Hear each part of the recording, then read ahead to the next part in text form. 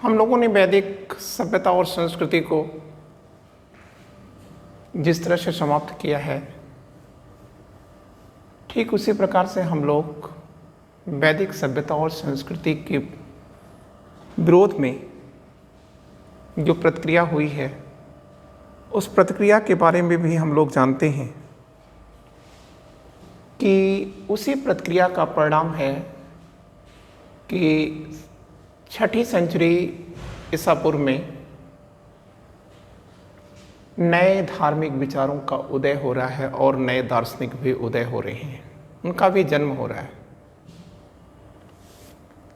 बच्चों, जैसा ये लिखा हुआ है, नौ धार्मिक विचारों का उदय एवं दार्शनिक, फिर कह रहा है कि 6ठी शताब्दी ईसा पूर्व, मतलब 600 ईसा पूर्व।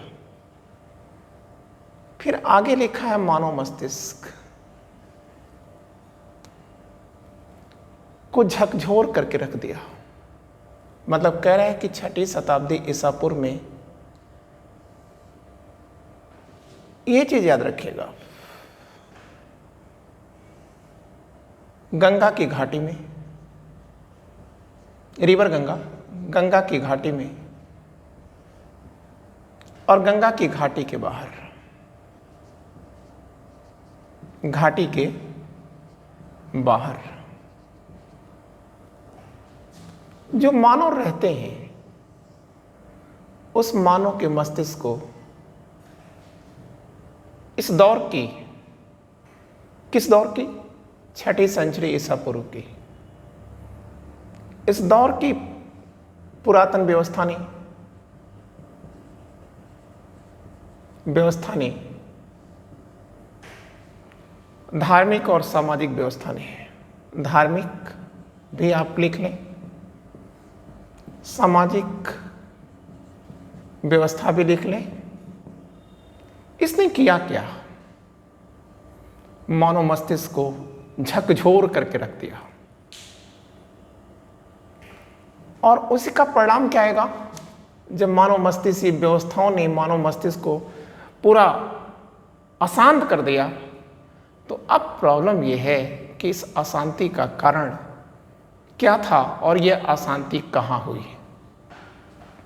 फिर से अगर हम आपसे बात करें तो हम ये कह रहे हैं कि एक डेट आपके सामने जा रही है, 6ठी सेंचुरी ईसा पूर्व, 600 ईसा पूर्व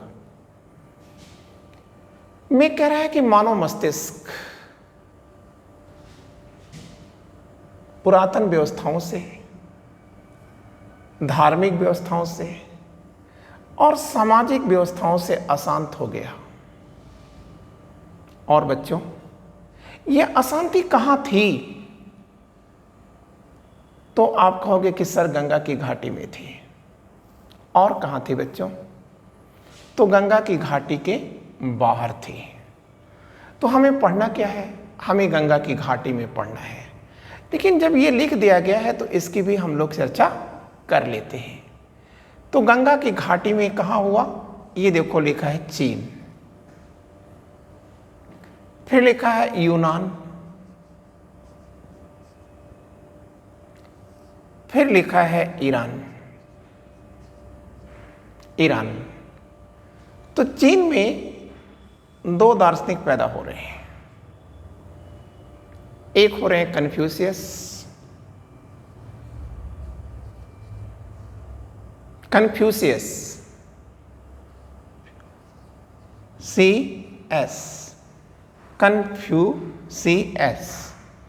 और दूसरे हो रहे हैं लाओत्से। यूनान में महान दार्शनिक पाइथागोरस, और ईरान में, तो आप कहोगे ईरान में ज़रथुस्त्र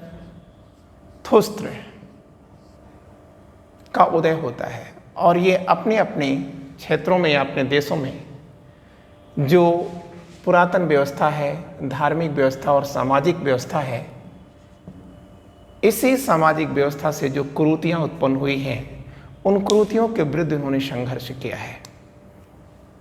बच्चों, ठीक इसी प्रकार से गंगा की घाटी में कुछ दार्शनिक उत्पन्न होंगे जिसकी चर्चा भी हम लोग बाद में करेंगे। तो गंगा की घाटी में मुख्यतः हम लोग दो लोगों को लिख लेते हैं, फिर हम लोग जो शेष बचेंगे उनको हम लोग देखेंगे। तो एक तो आएगा महावीर स्वामी और दूसरे आएंगे महात्मा बुद्ध। समझ गया? तो आपने देखा ना, आपको समझ में आ गया कि किसी भी व्यवस्था की उत्पत्ति होती क्यों है। जब पुरातन व्यवस्था समय के अनुकूल नहीं होती है तो असंतोष को जन्म देती है। अब ये असंतोष एक क्रांति के रूप में आता है, एक परिवर्तन के रूप में आता है। तो ठीक इसी प्रकार भारत में भी गंगा की घाटी में यह असंतोष उत्पन्न हुआ था। अब जब आप ये चीज समझ गए बच्चों, तो अब आपको एक हेडिंग डालनी पड़ेगी और वह यह डालनी पड़ेगी कि गंगा की घाटी में असंतोष क्यों। गंगा की घाटी में अगर यह असंतोष उत्पन्न हुआ तो यह असंतोष क्यों उत्पन्न हुआ।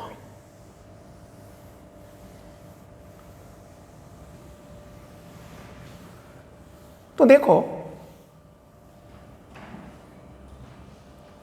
लिखा हुआ है कि 6ठी सेंचुरी 600 ईसा पूर्व में गंगा की घाटी में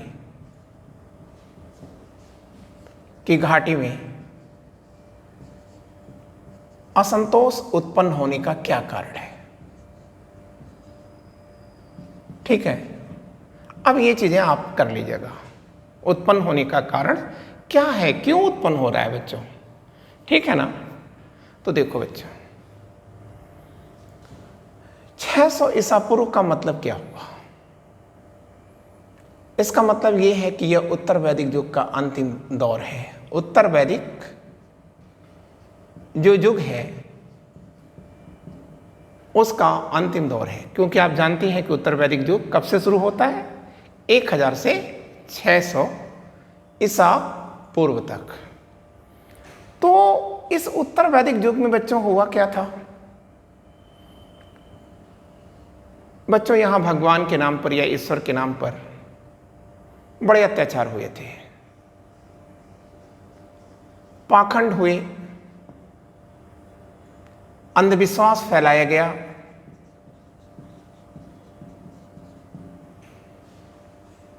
और यज्ञवाद के नाम पर पशुओं की कुर्बानी दी गई।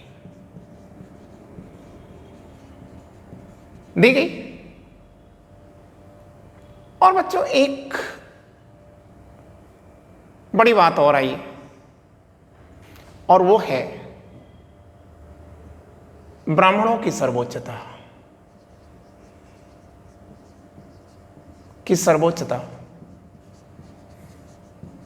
का एक बड़ा षड्यंत्र हुआ। सर्वोच्चता का षड्यंत्र हम लिख देते हैं। और एक बात आपके सामने और आएगी, इसी में हम व्याख्या कर लेंगे, शिक्षा जोड़ देते हैं, यहां लिख देते हैं, फिर समझा देंगे आपको। और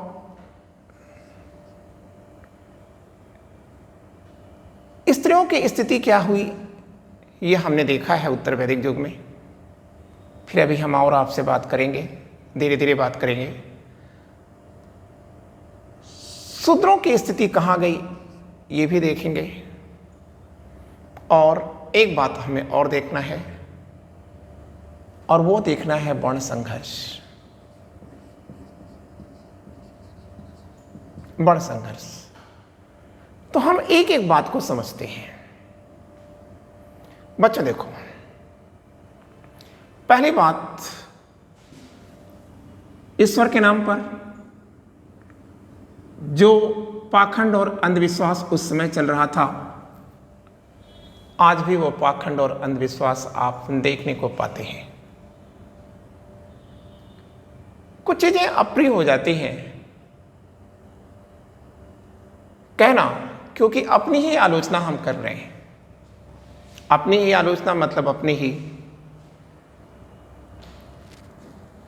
धर्म की आलोचना कर रहे हैं। लेकिन जब तक उस बात को सत्यता के साथ न प्रस्तुत किया जाए, तो शिक्षा में अगर असत्यता है तो वह बेईमानी है और आप समझ नहीं पाओगे। देखो, पाखंड और अंधविश्वास जो उत्तर वैदिक युग में उत्पन्न हुआ था, वो आज भी है। आप देखते होंगे कि सड़क के किनारे पटरियों पर बैठा हुआ व्यक्ति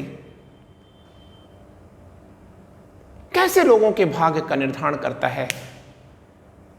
खुद अपनी भाग्य को नहीं देखता और बड़े से बड़े लोगों की भाग्य का वो निर्धारण करता है। क्या है ये? तो मेरे प्यारे बच्चों, यही अंधविश्वास है। और इस अंधविश्वास में व्यक्ति को उलझा करके रख दिया गया है। अब आप दूसरे पॉइंट पर आ पाओ। यज्ञबात के नाम पर पशुओं की कुर्बानी। तो अगर हम यज्ञबात के नाम पर पशुओं की कुर्बानी देखें तो यहां हम ये पाएंगे कि यज्ञ के नाम पर जो पशुओं की कुर्बानी दी गई, उस पशुओं की कुर्बानी ने उस व्यक्ति को मरने के बाद किसी खुशी को तलाशा हो या न तलाशा हो, लेकिन यह बात जरूर थी कि उसके जीवन जीने के अधिकार को उसने छीना है। कैसे? जब यज्ञबात के नाम पर पशुओं की कुर्बानी दी गई तो निश्चय ही कृषि कार्य में बाधा उत्पन्न की गई और कृषि कार्य में बाधा उत्पन्न करके व्यक्ति को हताश और लाचार किया गया।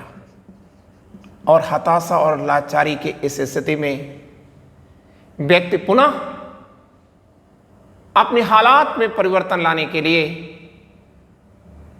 ईश्वर की इच्छा पर निर्भर होकर के रह गया। क्योंकि आप जानते हो कि गरीब आदमी के पास चिंतन छिन जाता है, क्योंकि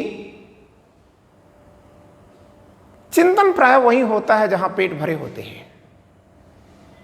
जो व्यक्ति 2 वक्त की रोटी के लिए संघर्ष कर रहा हो, वह व्यक्ति अपने हालात को बदलने के लिए कभी तर्क और वितर्क नहीं कर पाता।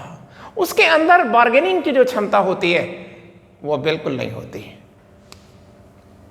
ये भी आप समझ चुके होंगे कि यज्ञ में कैसे पशुओं को कुर्बानी दी जा रही थी और पशुओं को कुर्बानी देकर के कैसे कृषि कार्य को बाधित करके और कृषकों को हताश और लाचार किया जा रहा था। क्लियर? और एक बात और भी था, यज्ञ इतना महंगा था, महंगा कर दिया गया था कि अगर भूल से भी कोई यज्ञ में फंसा तो वह फंसता ही चला जाएगा। एक प्रश्न और आता है बच्चों, ब्राह्मणों की सर्वोच्चता का षड्यंत्र। तो ब्राह्मणों की सर्वोच्चता का जो षड्यंत्र था, इस षड्यंत्र ने क्या किया कि समाज को 2 भागों में बांट दिया। तीसरा पॉइंट हम हल कर रहे हैं, इसका समाधान खोज रहे हैं। देखिए, जो ब्राह्मणों ने अपनी सर्वोच्चता की घोषणा किया वो कैसे किया। सबसे पहले उन्होंने किया क्या, शिक्षा पर स्वयं का अधिकार कर लिया ईश्वर के नाम पर, क्योंकि ईश्वर की व्याख्या करना और ईश्वर की स्तुति करना यह ब्राह्मणों का कार्य था। तो शिक्षा को इन्होंने क्या किया, एक फ्रीजिंग जोन में बदला। कैसे बदला? तो आप कहेंगे कि सर, साहित्यिक शिक्षा पाने का अधिकार ब्राह्मणों ने अपने तक सीमित कर लिया। मरने मारने का कार्य क्षत्रियों को सौंपा गया, उसकी शिक्षा दी गई, और उत्पादन की शिक्षा वैश्यों को दी गई, और सेवा की शिक्षा शूद्रों को दी गई। तो ऐसी स्थिति में ब्राह्मणों ने क्या किया कि शेष ब्राह्मणों का मतलब ब्राह्मण व्यवस्थाकार, ठीक है, आप ऐसा मत सोच लीजिएगा, कुछ और मत सोच लीजिएगा। तो अब इन्होंने क्या किया कि शेष लोगों को शिक्षा से वंचित कर दिया। और शिक्षा से वंचित आदमी क्या होगा? पशुतुल्य हो जाता है। और ऐसी स्थिति में इन्होंने समाज को दो भागों में बांट दिया। इस शिक्षा व्यवस्था ने समाज को दो भागों में बांटा बच्चों। कैसा? एक सुविधायुक्त और दूसरा सुविधाहीन। सुविधाहीन, इसी को आप कह सकते हो एक्सप्लॉइटर, शोषक और शोषित। शोषित, तो ये शोषक कौन हुआ? ये शोषक दो लोग हुए, एक ब्राह्मण हुआ, दूसरा क्षत्रिय हुआ।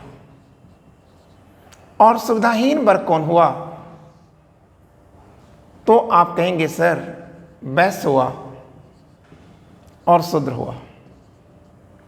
लेकिन आप याद रखिएगा, यही समाज का उत्पादी वर्ग है। समाज का जो उत्पादन होता है वह कौन करता है? यही करते हैं। और ये लोग क्या करते हैं? ये अनुत्पादी हैं, ये प्रोडक्शन कुछ नहीं करते, लेकिन ये अनुत्पादक होना चाहिए था बच्चों। ये नॉन प्रोडक्टिव बॉडी है, और नॉन प्रोडक्टिव बॉडी होने के बावजूद भी ये संपूर्ण सुविधाओं का भोग करते हैं, श्रेष्ठता का दावा करते हैं। और ये सब कुछ उत्पन्न करने के बाद, खेती बाड़ी से लेकर के हर प्रकार का कार्य करने के बावजूद, व्यापार व्यवसाय, खेती बाड़ी, शिल्प इत्यादि सब कुछ करने के बावजूद ये सुविधाहीन वर्ग था। तो जाहिर सी बात है कि इस सुविधाहीन और सुविधायुक्त के बीच मतभेद तो उत्पन्न होगा ही होगा, संघर्ष तो उत्पन्न होगा ही होगा। और आप कहेंगे सर यह संघर्ष ये बेचारा नहीं कर पाया। यह संघर्ष इन दोनों से नहीं कर पाया क्योंकि यह सुविधाहीन वर्ग था, क्योंकि यह अशिक्षित वर्ग था, क्योंकि यह शोषित वर्ग था। और यह शोषित वर्ग की चित्कार आई तो जरूर, लेकिन यह चित्कार इनका विरोध नहीं कर पाई। इनका विरोध किसने किया? आप कहेंगे इन दोनों में ही जो ब्राह्मण अपनी सर्वोच्चता का दावा कर रहा था, उस सर्वोच्चता का दावा उसी के तरह से एक शोषक वर्ग है, क्षत्रिय वर्ग है, उसी ने ब्राह्मणों की सर्वोच्चता को चुनौती दे दिया। और इस सर्वोच्चता को चुनौती देने का परिणाम क्या होगा बच्चों?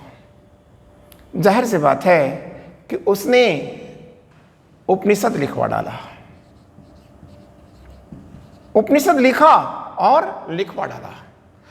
और यही वो उपनिषद है जिसमें बगावत का सूत्रपात होता है। बगावत का सूत्रपात होता है। विशेषाधिकारों के विरुद्ध जो आवाज उत्पन्न होती है वह आवाज ही उपनिषद है।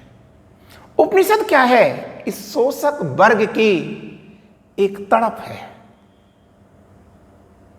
और इस प्रकार से आप जानते हैं कि इन्हीं उपनिषदों से प्रेरणा लेकर के भारत की भूमि पर या गंगा की घाटी में 6 दार्शनिक उत्पन्न होते हैं।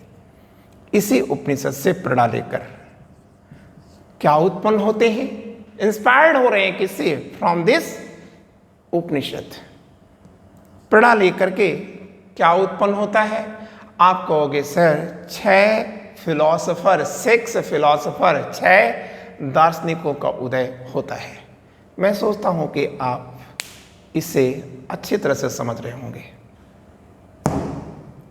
क्लियर? तो बच्चों, अभी हमने ये बातें आपसे नहीं बताई थी। शिक्षा तो हमने बता दिया था कि शिक्षा को एक फ्रीज कर दिया गया, एक प्रतियोगिता को खत्म कर दिया गया। ठीक है, अब जब शिक्षा पाएगा नहीं तो प्रतियोगिता कैसे करेगा? जब वो शिक्षा पाएगा ही नहीं तो वो शिक्षित व्यक्ति से प्रतियोगिता कहां से करेगा। तो आपने देख लिया ना ये, और इस प्रकार से वह अशिक्षित व्यक्ति क्या करेगा, यस बॉस करके वह अपने जीवन का निर्वहन करेगा। अब बात आई स्त्री। स्त्री को वैदिक धर्म ने क्या दिया था बच्चों, कभी द्रौपदी बनाया, और जब द्रौपदी बनाया तो उसका चीरहरण किया। मतलब वह स्त्री जिसने हम पुरुषों को जन्म दे करके हमारे जीवन में हर प्रकार का रंग भरा, कभी बहन बनकर, कभी बेटी बनकर, कभी पत्नी बनकर के, ठीक है, कभी मां बनकर के उसने हर प्रकार के दुख और दर्द को सहा।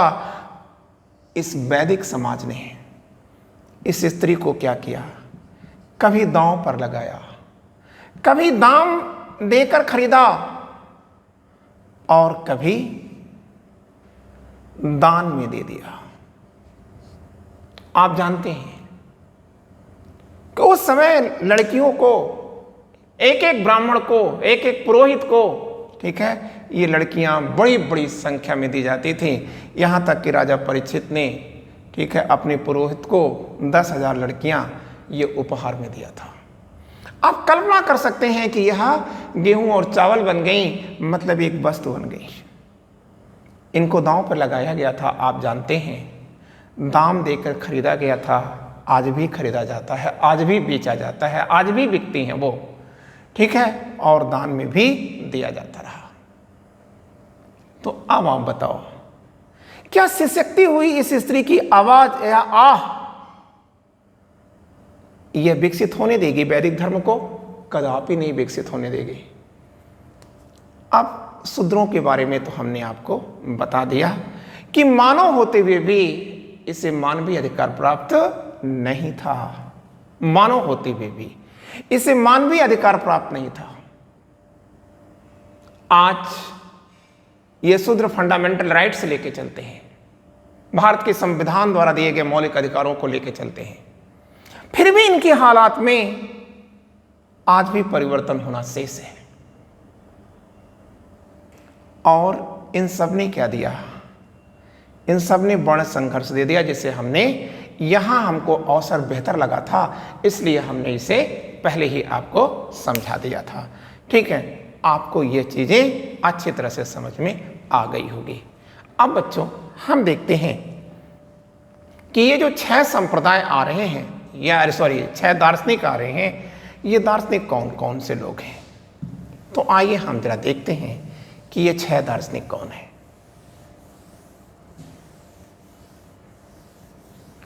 और इन 6 दार्शनिकों की प्रेरणा कहां से है? सब उपनिषदों से है। और उपनिषद हमने आपको बताया था कि ब्राह्मण साहित्य के विरुद्ध क्षत्रियों द्वारा या क्षत्रियमय ब्राह्मणों द्वारा लिखे गए साहित्य हैं। अब हम देखते हैं कि जो 6 दार्शनिक हैं, ये 6 दार्शनिक कौन कौन उत्पन्न हो रहे हैं इस कुव्यवस्था के विरुद्ध। उत्तर वैदिक युग की जो कुव्यवस्था आ रही है, उसने क्या किया कि 6 दार्शनिकों को उत्पन्न किया। इसमें जो पहला दार्शनिक आ रहा है बच्चों, वो कौन है? मक्खली गोसाल है। मक्खली गोसाल है। और मक्खली गोसाल कौन है? आप कहोगे कि सर ये आजीवक संप्रदाय के संस्थापक हैं। आजीवक संप्रदाय के संस्थापक हैं और महावीर स्वामी के सहयोगी रहे हैं कुछ दिनों तक के लिए। और ये क्या उपदेश देते हैं? ये नियतवादी का उपदेश देते हैं। नियतवाद, नियतवाद को हम और आसान शब्दों में समझा दें, भाग्यवाद। अब ये कहना क्या चाह रहे हैं? इनका कहना है कि भाग्य से ही व्यक्ति के कर्म संचालित होते हैं। मतलब व्यक्ति वही कर्म करता है जो उसके भाग्य में लिखा होता है, वही करता है। सेकंड जो दार्शनिक आ रहे हैं वो निगंठा नाथ पुत आते हैं। निगंठा नाथ पुत आते हैं। तो निगंठानाथ पुत्र ये कौन है बच्चों? तो आप कह दीजिएगा सर ये महावीर स्वामी का नाम है सर, महावीर स्वामी का नाम है, जो बौद्ध ग्रंथों में दिया गया है। मतलब बौद्ध ग्रंथों में महावीर स्वामी को क्या नाम दिया गया है? निगंठानाथ पुत्र दिया गया है। क्लियर? और यही महावीर स्वामी हैं जिनकी चर्चा अभी हम लोग करेंगे। तीसरा हम लोग दार्शनिक लेकर के आते हैं और वो हैं संजय बेलटपुत्र।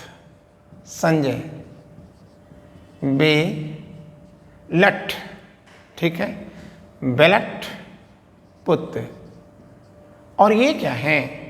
आप कहोगे कि सर ये तो संदेहवादी हैं, संदेहवादी हैं। क्लियर ना? और ये क्या कहना चाह रहे हैं? इनका कहना है कि इस दुनिया में न तो कोई चीज़ें पूर्ण सत्य हैं और न ही कोई चीज़ पूर्ण असत्य है। क्लियर? और इसके बाद आते हैं अजीत केसकंबलनी। अजीत केसकंबलनी,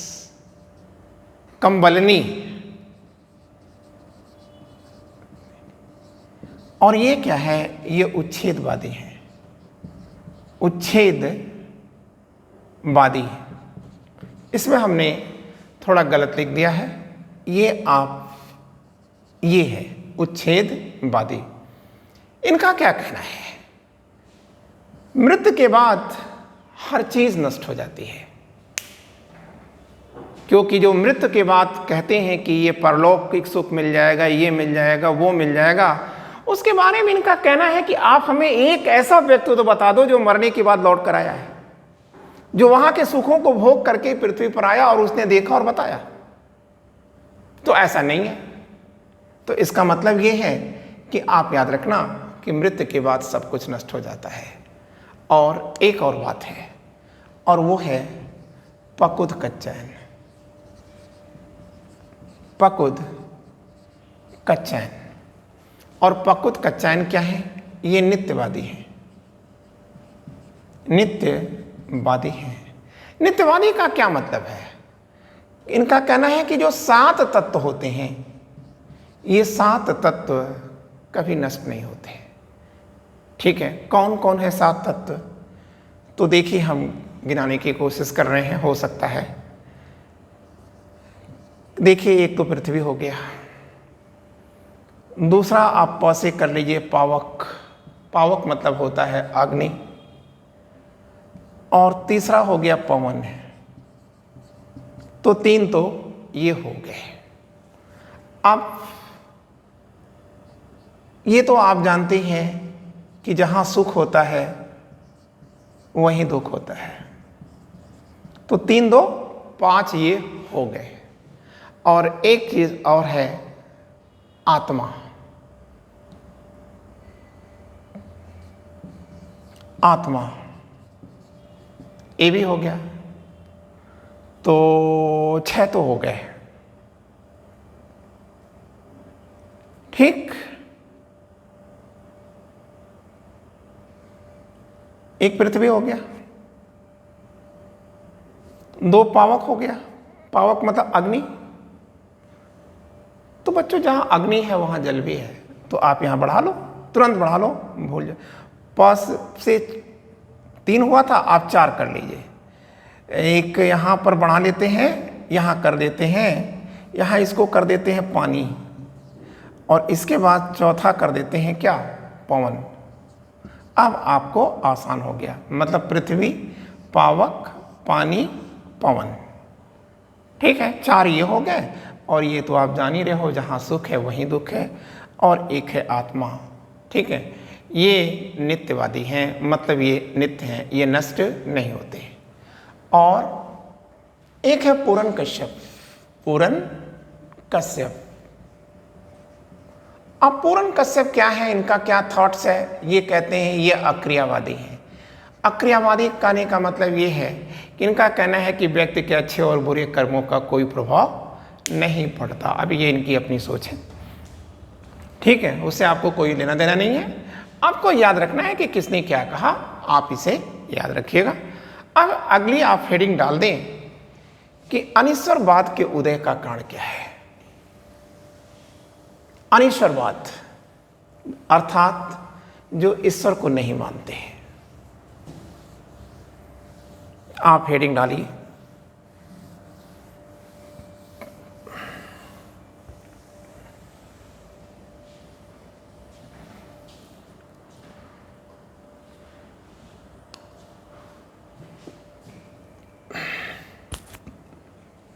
अनिश्वरवाद के उदय के कारण। अनिश्वरवाद का मतलब क्या है? मतलब जो ईश्वर में विश्वास न करे। अब प्रश्न आता है कि अनिश्वरवाद मतलब ईश्वर को चुनौती क्यों दी गई? क्लियर? क्योंकि ईश्वर को इन्होंने, अनिश्वरवादियों ने क्या माना? ईश्वर को ही उन्होंने क्या मान लिया? कहा कि जैसे हम ईश्वर को मानेंगे वैसे हम भाग्यवादी बन जाते हैं। बात को समझिएगा। ये कहते हैं कि जैसे ही हम ईश्वर को मानते हैं वैसे हम भाग्यवादी बन जाते हैं, और जैसे हम भाग्यवादी बन जाते हैं वैसे हम कर्मकांडी बन जाते हैं, और जैसे ही हम कर्मकांडी बनते हैं वैसे हम अंधविश्वास में फंस जाते हैं। और फिर कोई पाखंडी हमें करता क्या है? तो आप कहेंगे हमें कर्मकांड में उलझा करके और हमारे अस्तित्व को लेकर के चुनौती उत्पन्न कर देता है। देखिए, फिर से मैं बता दूं कि अनिश्वरवादियों का विचार है कि अगर हमने ईश्वर को माना तो हम भाग्यवादी बन जाते हैं, और जैसे ही भाग्यवादी बनते हैं वैसे ही हम कर्मकांडी बन जाते हैं। जैसे ही हम कर्मकांडी बनते हैं वैसे ही हम अंधविश्वासी और पाखंडी बन करके लोगों के जाल में उलझ करके रह जाते हैं। इसलिए उन्होंने क्या किया कि ईश्वर को मानने से मना कर दिया, क्योंकि उन्होंने कहा कि ईश्वर की मान्यता से दुख का उदय हो रहा है, और इसी दुख का समाधान खोजते हुए दुनिया का कोई भी अनिश्वरवादी होगा, दुनिया के किसी भी देश में कहीं पर भी अगर अनिश्वरवादी होगा तो वह इस दुनिया को दुख में मानता है, और इसी दुख का समाधान खोजते हुए वह विश्व में किसी भी क्षण किसी भी स्थान पर वह उसका समाधान खोजते हुए नजर आता है। अब ये तो आपने एक रीजन जाना, लेकिन आपको ये चीज समझना होगा कि ये सोच विकसित कैसे हो रही है। ये जो कॉन्सेप्ट आया, ये कॉन्सेप्ट विकसित हुआ तो हुआ कैसे? तो आइए हम लोग देखते हैं कि अनिश्वरवादियों के उदय का, या ये जो सोच है अनिश्वरवादियों के उदय की जो सोच है उसका कारण क्या है। तो अगर मैं आपसे कहूं एक शब्द में अनिश्वरवादियों के उदय का कारण, तो एक शब्द में मैं बताऊंगा आपसे, लोहा। अगर ये लोहा ना होता तो अनिश्वरवाद का उदय भी ना होता। कैसे? तो आप कहेंगे जो लोहा है, इस लोहे ने क्या किया? वनों की कटाई की, खेतों की गहरी जुताई किया, और जब वनों की कटाई और खेतों की गहरी जुताई होगी तो ये अतिरिक्त उत्पादन आएगा। अब जब अतिरिक्त उत्पादन आएगा तो बच्चों एक बात और आ जाएगी, बचत आ जाएगी। और जहां बचत होती है वहीं पर दो चीजें अपने आप आ जाती हैं। अगर बचत है, अभी मैंने कहा कि एक गरीब व्यक्ति कैसे उलझता है और एक अमीर व्यक्ति कैसे खेलता है व्यवस्थाओं से, तो वही चीज मैं आपको समझाना चाह रहा हूं कि लोहा आएगा तो लोहे ने क्या किया?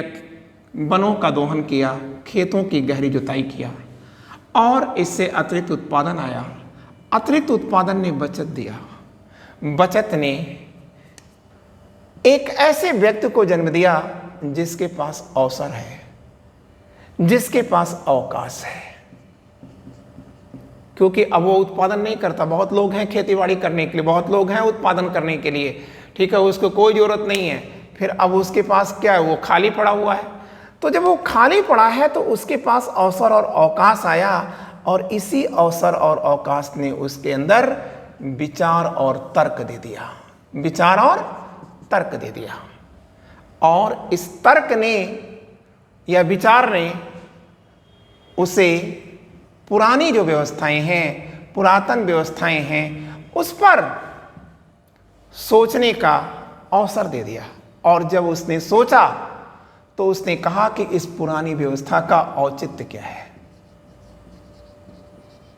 इस पुरानी व्यवस्था का औचित्य क्या है, इस पर यह प्रश्न कर बैठा। और यहीं से बगावत शुरू होती है।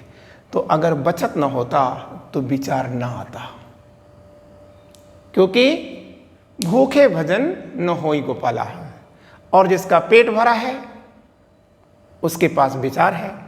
गीता में कृष्ण ने कहा भी था कि सुंदर कौन है, जिसके पास धन है, विद्वान कौन है, जिसके पास धन है, वाचाल कौन है, जिसके पास धन है, प्रवक्ता कौन है, जिसके पास धन है।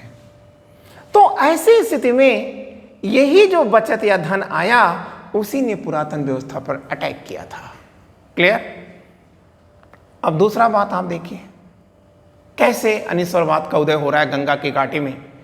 तो आप कहेंगे कि देखिए, जो ब्राह्मण धर्म है या वैदिक धर्म है, वैदिक लिखते हैं, वैदिक धर्म है, ये जो वैदिक धर्म है, ये वैदिक धर्म क्या कर रहा है? ये कहता है ब्याज बुरा है, ब्याज लेना और देना ये बुरा है। कहता है शहरी जीवन या नगरी जीवन यह बुरा है, ठीक। और उन्होंने इस ब्याज को लेने देने का और इस नगरीय जीवन का ये उपहास किया। लेकिन दो अनिश्वरवादी ऐसे हैं, बुद्ध और महावीर स्वामी, जिन्होंने कहा विकास की पहली किरण शुरू होती है ब्याज से, और नगरीय जीवन को इन्होंने सर्वश्रेष्ठ बता दिया। इन्होंने व्यापार और व्यवसाय को सपोर्ट कर दिया, समर्थन दे दिया। और उसका परिणाम क्या हुआ कि बड़ी संख्या में जो व्यापारी वर्ग है, वह व्यापारी वर्ग ये कहाँ चला गया? बुद्ध और महावीर स्वामी की तरफ बढ़ा। और एक चीज आपको और याद रखना होगा, तीसरा रीजन, शूद्र, जिसे हम लोग निम्न जाति का कहते हैं। हमें याद रखना होगा कि शूद्र क्या है। आप कहेंगे ईश्वर ने तो उसे पैदा नहीं किया, शूद्र को बनाया किसने?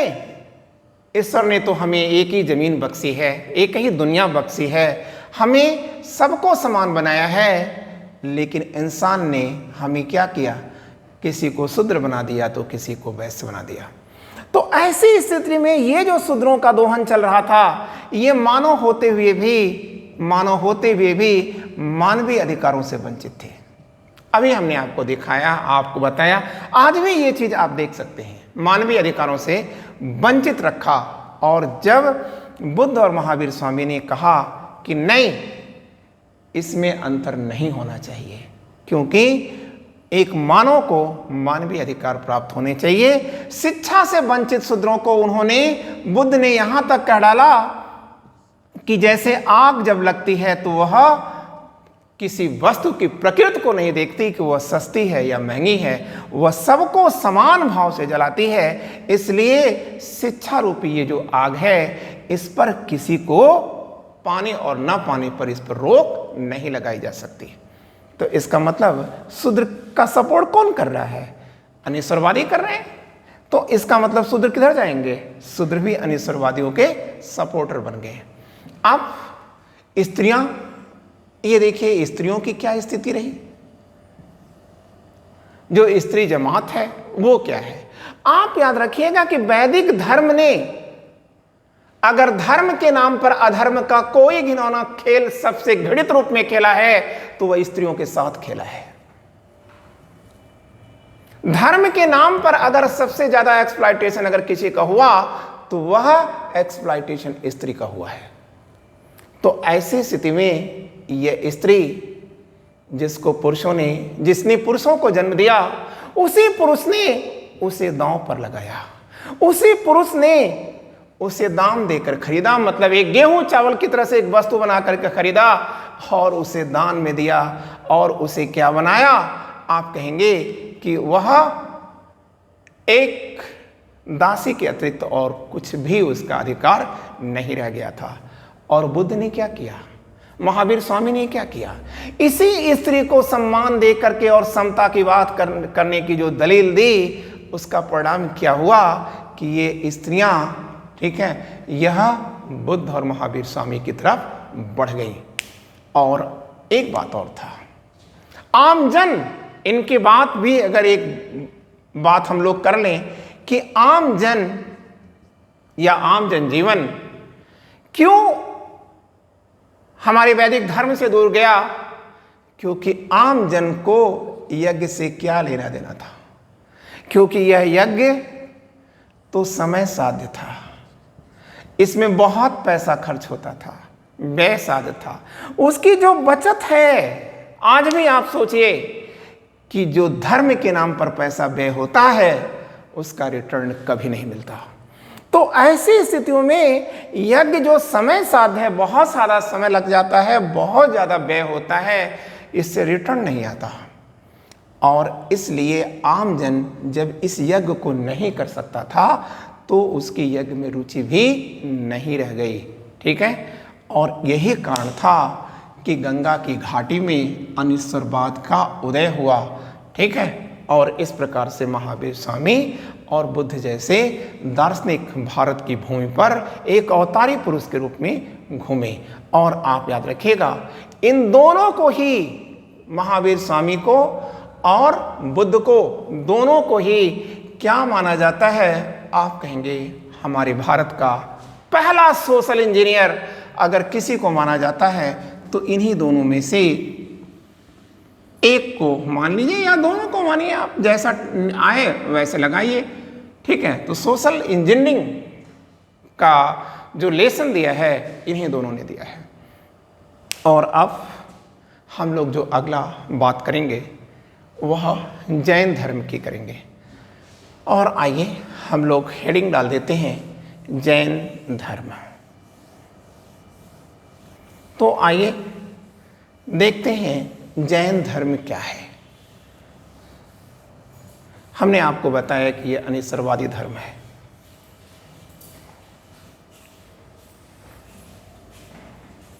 तो लिखते हैं जैन धर्म। जैन धर्म, अब जो जैन धर्म की बात हम लोग करें बच्चों, वो आप याद रखिएगा कि जो जैन है, पहली चीज तो ये याद रखो, ये जो जैन धर्म है ये निकलता किससे है। पहली चीज तो आप याद रखना कि ये किस भाषा का शब्द है। तो बच्चों ये प्राकृत भाषा का शब्द है।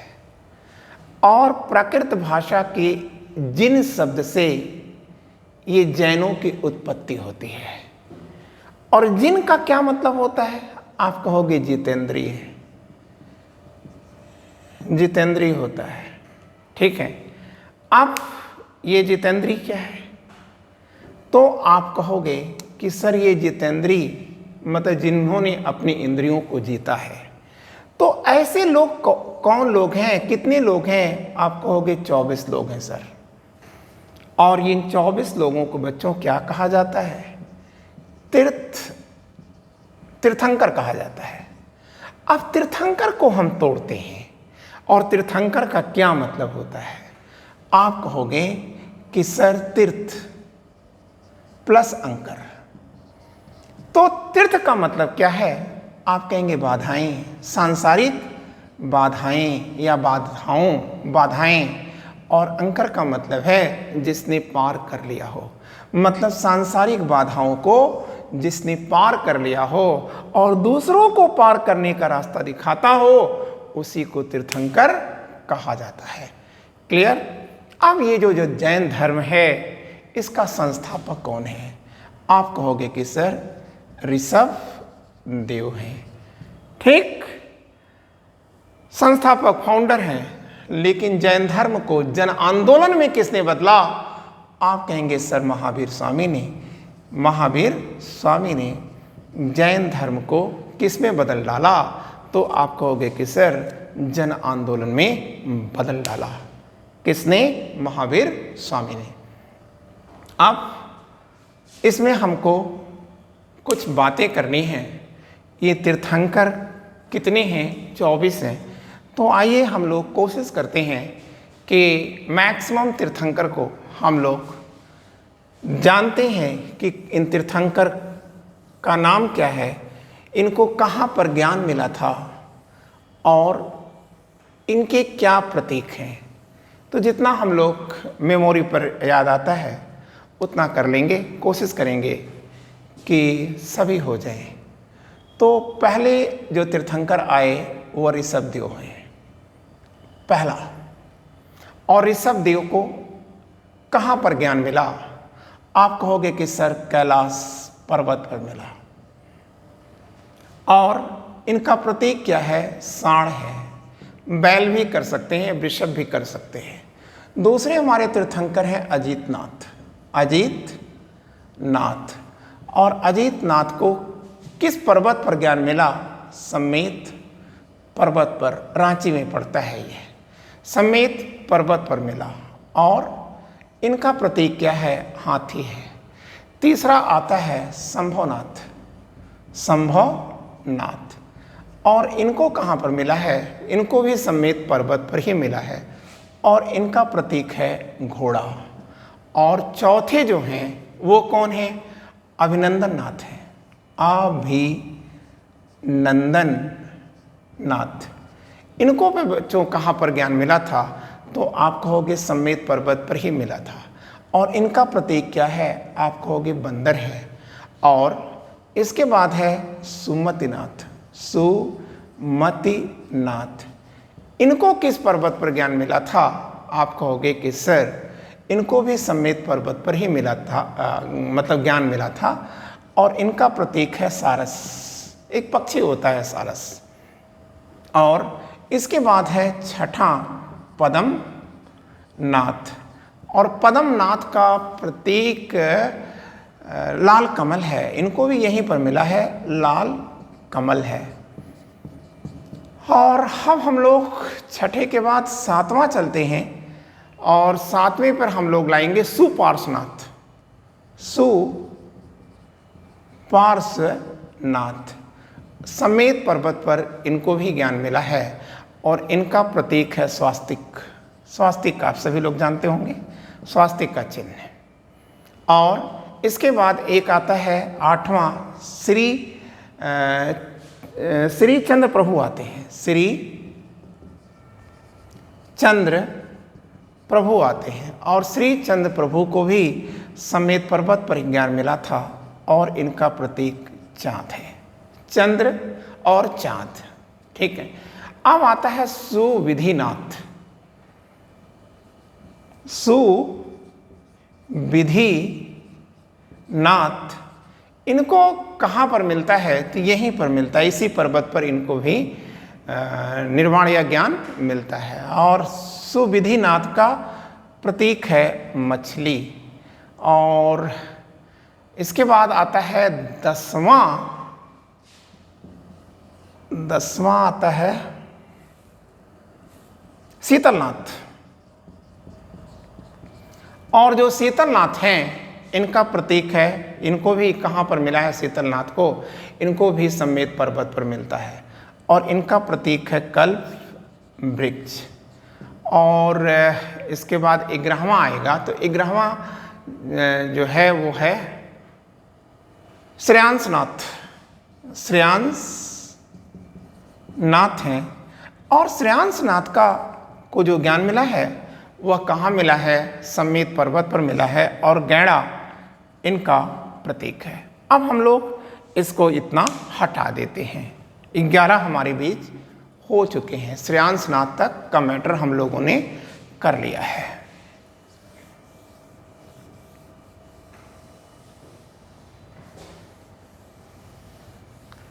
अब अगर हम लोग 12वें की बात करें तो 12वां कौन आएगा? श्रेयांश नाथ के बाद जो 12वां तीर्थंकर आएगा वो आएंगे वसुपूज्य पूज्य।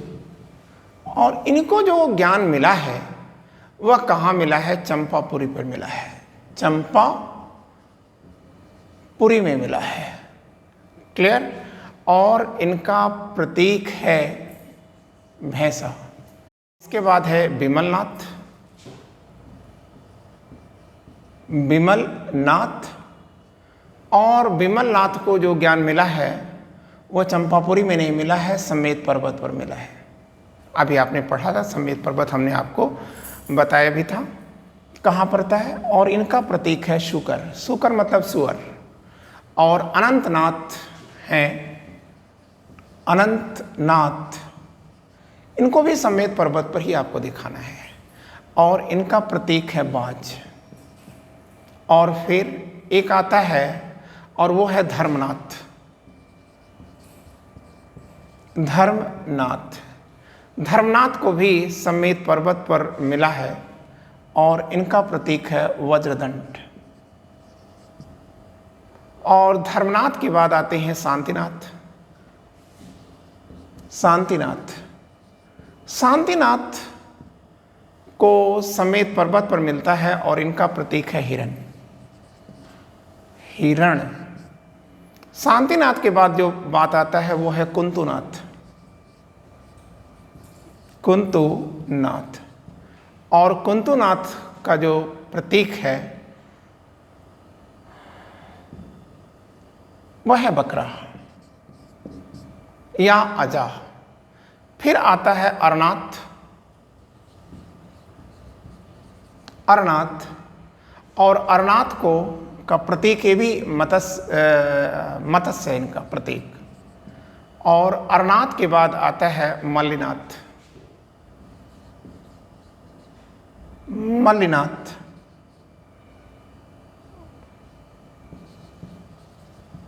और मल्लिनाथ को जो ज्ञान मिला है वो भी यहीं पर मिला है, और इनका प्रतीक है कलश। फिर मल्लिनाथ के बाद आते हैं सुब्रतनाथ। सुब्रतनाथ, और इनका प्रतीक है कछुआ। कछुआ। और इसके बाद आते हैं नेमिनाथ। नेमिनाथ, नेमिनाथ का प्रतीक है नीला कमल। नीला कमल आता है, और इनको भी समेत पर्वत पर ही ज्ञान मिला था। अरिष्ट नेमि मतलब जैनों के कृष्ण, जैन धर्म के लोग अपने किस तीर्थंकर को कृष्ण कहते हैं? और यदुवंशियों से जुड़ा हुआ कौन है? तो आप बताएंगे कि सर अरिष्ट नेमि 22वें तीर्थंकर अरिष्ट नेमि। तो अरिष्ट नेमि इनके 22वें तीर्थंकर हैं, और इनको जो ज्ञान मिला है वह गिरनार पर्वत पर मिला है, और इनका प्रतीक है शंख। और जैनी इन्हें कृष्ण अवतार मानते हैं। और अब 23वां आता है पार्श्वनाथ। और पार्श्वनाथ को जो ज्ञान मिला वो समेत पर्वत पर मिला है, रांची में ही मिला है, झारखंड में ही मिला। और इनका प्रतीक है सर्पफण। और जो 24वें तीर्थंकर हैं, मतलब अंतिम तीर्थंकर हैं, महावीर स्वामी। तो महावीर स्वामी को जो ज्ञान मिला वो पावापुरी में मिला है, बिहार में मिला, पावापुरी में।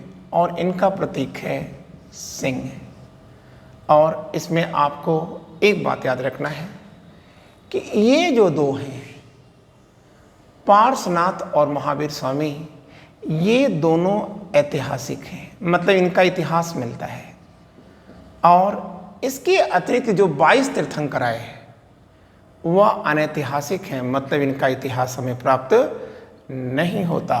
और अब हम इन दोनों को पढ़ें इसके पहले हमको एक चीज़ जानना होगा, और वो है वदिस। जैनों के वदिस, वदिस का क्या मतलब है? आप कहेंगे जैन धर्म के मंदिर, मंदिर टेम्पल, तो आप हेडिंग डाल दीजिएगा जैन वदिस या जैन मंदिर, उनकी स्थिति क्या है। आज इतना ही। Thank you, wishing you all the luck.